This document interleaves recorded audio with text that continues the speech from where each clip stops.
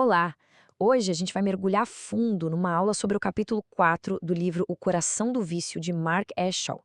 O título do capítulo é bem direto: Quem é você? O nosso objetivo aqui é destrinchar a ideia central dele, a premissa de que o vício não é só uma questão química ou física, sabe? Para o autor é uma questão puramente de identidade e de raiz espiritual. Vamos ver exatamente como ele constrói essa visão teológica tão específica. Para entender essa visão, a nossa análise vai passar rapidamente por 4 pontos essenciais que o texto levanta: a natureza do coração, a linha histórica de criação, queda e redenção, a necessidade do novo nascimento e, por fim, o poder para a transformação. Então, vamos direto ao ponto número 1, a natureza do coração. O livro já começa redefinindo uma palavra que a gente usa o tempo todo. Para o Shaw, quando a Bíblia fala de coração, ela não está falando daquele órgão físico que bate no nosso peito. O coração aqui é definido estritamente como o centro espiritual do ser humano. É literalmente a sede da nossa mente, da nossa vontade e das nossas emoções. E isso nos leva à grande pergunta que o capítulo levanta. Afinal, quem é o ser humano? O argumento do autor é que essa luta intensa contra o abuso de substâncias é, no seu nível mais profundo, uma crise de identidade. Ele diz que as nossas ações externas, como a busca desesperada por uma substância, são só um reflexo de quem a gente realmente é por dentro. E, principalmente, de quem a gente escolhe adorar naquele momento de maior necessidade. E para diagnosticar como anda esse nosso interior, a obra traz o texto de Jeremias, capítulo 17. Olha só, a citação diz que o coração é mais enganoso que todas as coisas. Ou seja, segundo essa visão, a natureza humana tem uma tendência gigantesca para o auto-engano. Isso significa que muitas vezes as pessoas são completamente cegas para as suas próprias motivações. É como se a gente estivesse agindo de olhos vendados sem perceber. E por causa dessa cegueira constante, desse coração naturalmente focado em si mesmo, o livro argumenta que é simplesmente impossível avaliar os próprios desejos confiando só na intuição. A gente precisa desesperadamente de uma verdade externa. Para o autor, a palavra de Deus entra aí como um farol, sendo a única luz capaz de clarear essas motivações cegas e atitudes egoístas que acabam impulsionando o comportamento aditivo. O que nos leva ao ponto 2, criação, queda e redenção. Vamos entender a linha do tempo que a obra usa para explicar como o coração chegou a esse estado de engano contínuo. O material constrói uma sequência bem clara. Tudo começa lá atrás, numa criação perfeita, onde a humanidade não tinha falhas. Depois acontece o que a teologia chama de a queda de Adão. Mas o ponto crucial para o argumento do livro é o terceiro passo, a natureza pecaminosa herdada. O autor afirma que todo mundo, sem exceção, herda essa natureza de Adão.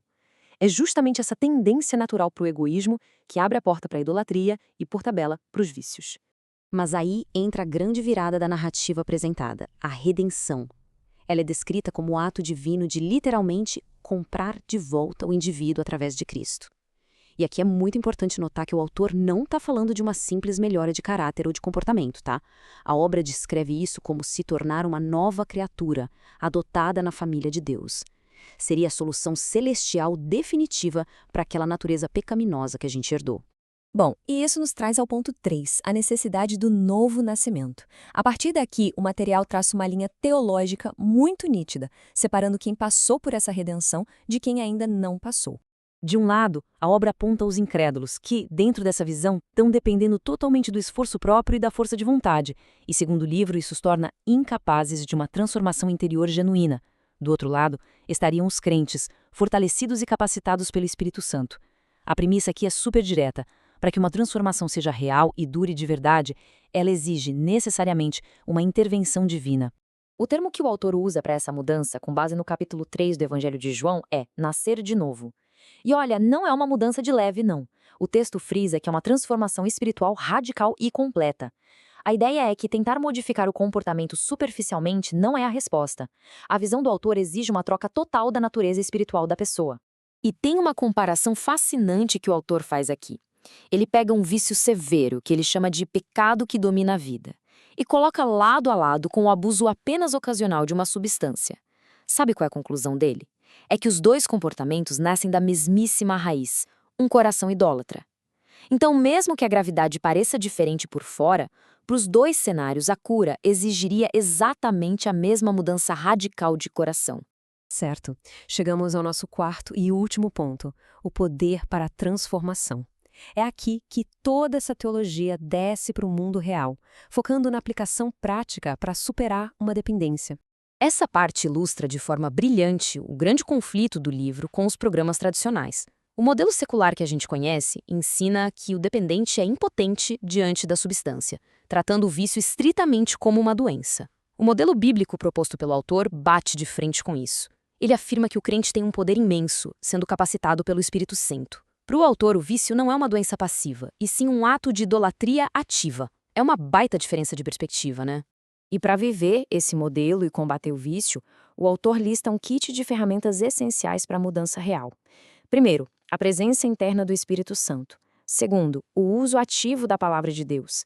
Terceiro, que é crucial na visão dele, o abandono total daquela mentalidade de impotência ou de ser vítima da substância.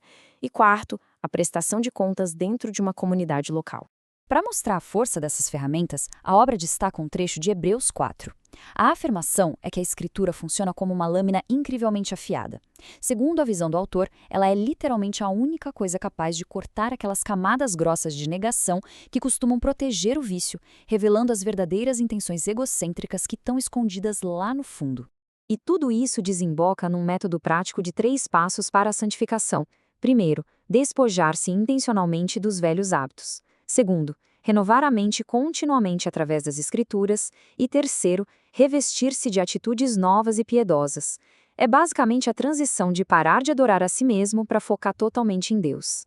E para a gente fechar nossa exploração de hoje, fica uma reflexão que resume perfeitamente a obra inteira. O grande objetivo é só gerenciar comportamentos temporários, criando regras de controle, ou é buscar uma transformação total e eterna do coração? A tese de O Coração do Vício propõe que a verdadeira recuperação exige muito mais do que controlar hábitos.